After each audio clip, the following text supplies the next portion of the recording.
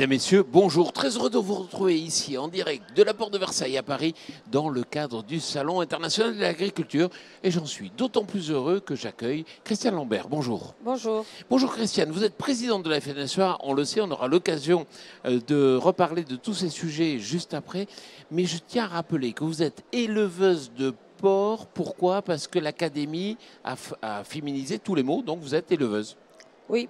Bon, j'ai toujours dit éleveuse, agricultrice. Même avant que l'Académie sans attendre l'Académie. l'accepte. Alors, première question. On en a beaucoup parlé ici sur ce plateau avec la grande distribution, les producteurs, les intermédiaires. La théorie du ruissellement ne fonctionne pas. Ça dépend. Je ne suis pas normande, mais je vais vous dire ça dépend. Ça dépend des productions. Ça fonctionne sur le lait et les produits laitiers. Probablement parce que nous sommes en année 2 pour ces produits. Nous avions commencé avec la loi Sapin 2 et les négociations avaient déjà été conduites sous ce registre l'année dernière, construction des prix en marche avant. Par contre, sur les produits issus de céréales, les biscuiteries, pour les viandes, ça ne fonctionne pas et il y a encore des propositions à -1, -2, -3 jusqu'à -4, des propositions déflationnistes. Donc certains acteurs de la distribution, pas tous, mais certains ne respectent pas du tout pour l'instant ce qui a été acté dans la loi alimentation. Les représentants du gouvernement nous disent mais attention, on va mettre en place des enquêtes avec la DGCCRF, on va mettre en place aussi une commission pour essayer de voir ce qui ne fonctionne pas. Ça va être suffisant pour mettre de la coercition? Oui, il le faut. Nous savons très bien que cette loi alimentation, c'est un nouveau code de la route pour les négociations commerciales. Le code de la route, s'il n'y a pas de contrôleurs et de sanctions, d'amendes, de PV, ça ne marchera pas.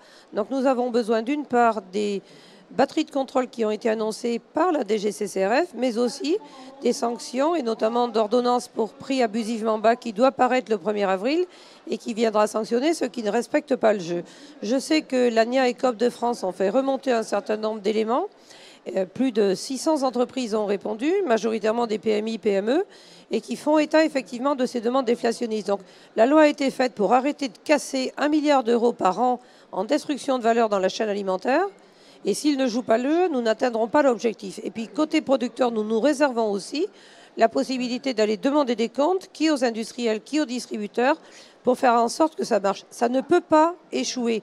Il n'est pas question que ça échoue. Alors, oui, c'est vrai qu'en façade, c'est joli. Il y a des quick wins, comme on dit maintenant, des victoires rapides sur un segment.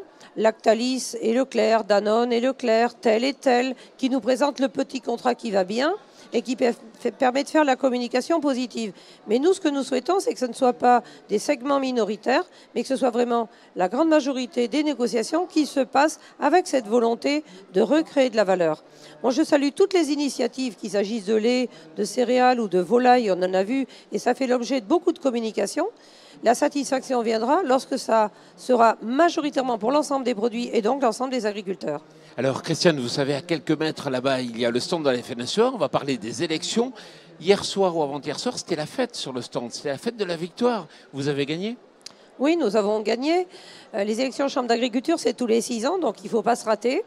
C'est un enjeu très important pour gagner la représentativité dans le syndicalisme agricole, être le syndicat majoritaire. Nous le sommes depuis toujours et nous souhaitons le rester. Mais dans le contexte actuel d'une France qui a la jaunisse aiguë, nous avions craint un taux d'abstention élevé. Nous avions craint aussi, peut-être, comme certains l'avaient dit, du dégagisme. Eh bien, c'est tout le contraire qui est arrivé. Les agriculteurs ont voté plus que pour d'autres élections politiques et ils ont augmenté le score de la FNSEA et des jeunes agriculteurs pour 2 points. 55,55% de voix favorables à nos deux organisations. C'est bien plus que certains avaient pu dire d'un effondrement historique. La coordination rurale avait dit nous allons gagner 10 à 12 chambres d'agriculture. Ils n'en ont gagné que 2, ils en ont perdu 3. Nous en avons repris 3, y compris dans des départements où ils étaient bien installés. Donc nous avons gagné sur la base d'un projet. Quelle agriculture voulons-nous? Et nous avons gagné avec une campagne de proximité et d'écoute. 97 événements ou meetings en janvier, plus de 400 événements depuis le mois d'octobre. Nous sommes allés au contact des agriculteurs et de nos adhérents. Et franchement, partout nous avons été bien accueillis. Nous comptons sur vous. Nous avons de plus en plus besoin d'être défendus et c'est le tandem FNSEA-JA qui correspond le mieux à ce que nous voulons. Vous avez maintenu le score, effectivement, mais il y a quand même un problème. Amélioré de 2 points. De 2 points, mais il y a quand même un problème d'implication. On sent aujourd'hui que les agriculteurs sont un peu déroutés. Oui, indéniablement, nous l'avons beaucoup ressenti aussi sur le terrain. Que nous disent-ils? Nous manquons de lisibilité, il y a beaucoup d'instabilité et d'imprévisibilité. Trouvez-nous des outils de résilience et de sécurisation des exploitations. Nous manquons de revenus. Aidez-nous via la loi alimentation à aller au bout des choses. Nous manquons de reconnaissance parce qu'il y a beaucoup de critiques ou de matraquage en direction de l'agriculture. Et c'est un peu un paradoxe. Les Français nous aiment à 97%. Ils soutiennent et ils aiment les agriculteurs. Mais Dieu que certaines ONG tapent fort pour critiquer et dénigrer l'agriculture. Ça blesse les agriculteurs. Donc nous nous sentons, nous, une responsabilité supplémentaire, celle de présenter l'agriculture telle qu'elle est, et non pas telle qu'elle est présentée par des militants qui veulent tout changer ou qui veulent plus d'agriculture ou plus d'élevage, tout simplement. Donc non au repli. Nous avons vraiment dit aux agriculteurs, la pire des choses, c'est le repli. C'est... s'isoler aussi, c'est ne plus échanger. Donc venez participer et nous allons ensemble porter cette voie-là. Et lors de ce salon, nous avons fait le choix d'être offensifs et positifs pour présenter tout ce que nous faisons bien. Et Dieu sait s'il y en a. Nous l'avons aussi fait au CIMA avec le contrat de solution pour la protection des plantes, réduction des produits phyto. Oui, nous sommes engagés, nous sommes au travail. Il nous faut des solutions et pas des interdictions. Et c'est une vraie consécration, en quelque sorte, que le ministère de l'Agriculture, au nom du gouvernement, soit venu signer le contrat de solution. Au bout de l'allée, il y a le centre du ministère de l'Agriculture. Le ministre a marqué en gros stop à l'agribashing. Il est à contre-courant, il intervient trop tard. C'était il y a 2 ans qu'il fallait faire l'agribashing. Vous êtes dans l'agri-acting. Oui, alors le ministre arrive aujourd'hui, on lui sait gré déjà de reprendre ce que nous souhaitons. Nous avons dit très tôt, il faut passer de l'agri-bashing à l'agri-acting. Les autres vont continuer à parler de ce qu'on fait mal. Nos défauts, il n'y a pas de souci, beaucoup vont les mettre en avant. Parlons-nous de ce qu'on fait bien. Nous avons fait des progrès, tout n'est pas parfait, nous le savons, mais nous sommes au travail et l'agriculture, c'est une activité de temps long. On sème une fois par an, on élève des animaux, il faut du temps pour changer les choses. Mais qui, par exemple, aujourd'hui dit que nous avons réduit de 36% l'usage des médicaments et antibiotiques en élevage en France? Nous sommes déjà un des pays les mieux classés en termes de faible utilisation et c'est nous qui avons réduit le plus. Monsieur Le Foll avait fixé un objectif de moins 25, nous faisons moins 36. L'alimentation à la française est classée au patrimoine mondial de l'UNESCO et nous venons pour la 3e année consécutive d'être classés comme le modèle alimentaire le plus durable. En France, la sécurité alimentaire, c'est une réalité. Donc, fort de tout cela, fort aussi de tout ce que nous faisons pour tenir les territoires avec le pastoralisme, pour maintenir la biodiversité, pour réduire les intrants tous azimuts, cette agriculture-là, elle est enviée, plébiscitée dans le monde entier. Parfois, on trouve que les Français ou certaines ONG sont un peu ingrats quand ils nous disent toujours plus vite, plus haut, plus fort, mais on veut manger moins cher. Donc, c'est aussi cet ensemble-là que nous avons pris à bras-le-corps et de multiples opérations, #AgriDemain, #AgriDemain, les fermes ouvertes avec des centaines de milliers d'enfants qui viennent visiter nos exploitations. Bref, tout ce qui peut être fait, vous-même, médias, pour relayer l'agri-acting, ces agriculteurs qui sont consciencieux et qui ont vraiment pris à bras-le-corps tous les sujets environnementaux.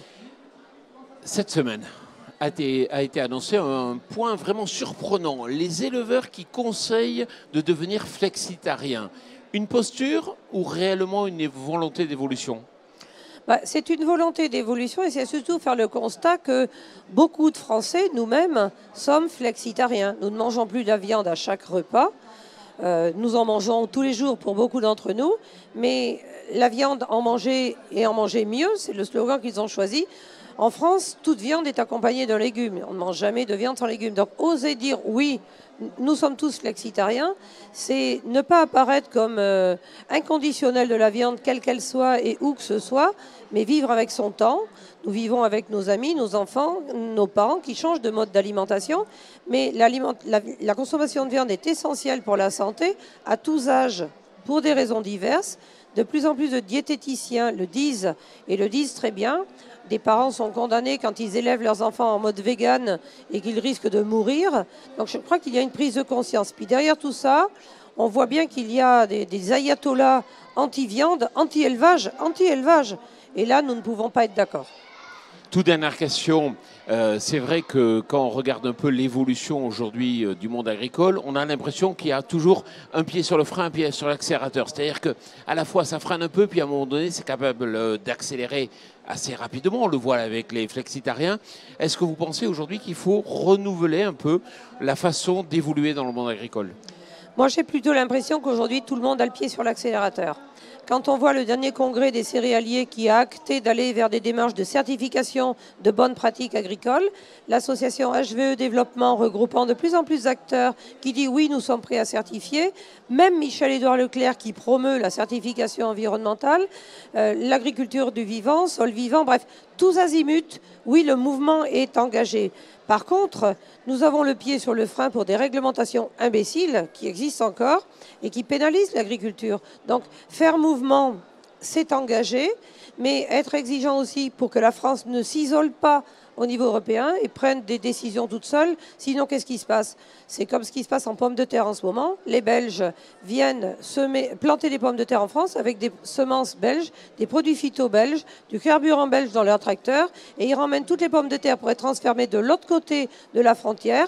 Et comme disent mes copains du Nord, c'est Panzer Patate, des grosses usines de pommes de terre tout le long de la frontière belge, parce que c'est beaucoup plus simple de faire. Eh bien ça, c'est le repli de l'agriculture, c'est ce que nous ne voulons pas. Et quand nous avons eu le slogan « N'importons pas l'agriculture que nous ne voulons pas chez nous », ça veut dire, puisque les Français et les pouvoirs publics sont exigeants pour une agriculture premium et de qualité, eh bien, n'importons pas ces produits venant d'ailleurs, qui ne respectent pas du tout les mêmes règles. Ça serait une tromperie à la fois pour les consommateurs, mais aussi pour nous, producteurs. Et beaucoup de poids lourds sur la route aussi, près de Lille. Juste pour finir, le Brexit, il semble qu'on s'oriente vers un scénario plutôt sombre. Inquiet ? Oui, très inquiète et c'est effectivement très préoccupant. Je crois que si les conséquences du Brexit avaient été expliquées correctement à tous les Britanniques, eh bien, il n'y aurait pas eu ce vote-là de sortie de l'Union européenne. Donc nous sommes inquiets à de multiples titres. D'abord parce que c'est une contribution moindre au budget de l'Union européenne, parce que nous risquons d'avoir des contrôles douaniers plus lourds, plus importants, complexité pour exporter vers la Grande-Bretagne. Les secteurs les plus touchés sont la pêche, mais en viticulture, 1,3 milliard de soldes positifs vis-à-vis de la Grande-Bretagne. C'est très pénalisant pour notre secteur. Deuxième secteur impacté en matière agricole, le secteur laitier avec moins 800 millions d'euros, puis les fruits et les légumes. Et pour nos entreprises agroalimentaires, ce serait d'effet immédiat, c'est-à-dire c'est dès le 1er avril. Donc nous ne savons pas ce qui va se passer réellement. Michel Barnier négocie au mieux, nous l'avons rencontré dimanche. Faut-il un délai supplémentaire? Faut-il réenvisager les choses? Je ne sais pas, ça relève du politique. Toujours est-il que j'ai rencontré mon homologue Minette Batters, présidente des agriculteurs anglais, extrêmement inquiet. Donc les politiques se bataillent, on les voit à la télé s'écharper, mais les agriculteurs, eux, font leur compte et sont très inquiets. Christiane Lambert, merci beaucoup. Puis je vous souhaite une très bonne fin de salon. Merci. Merci. Merci bien. Merci à vous.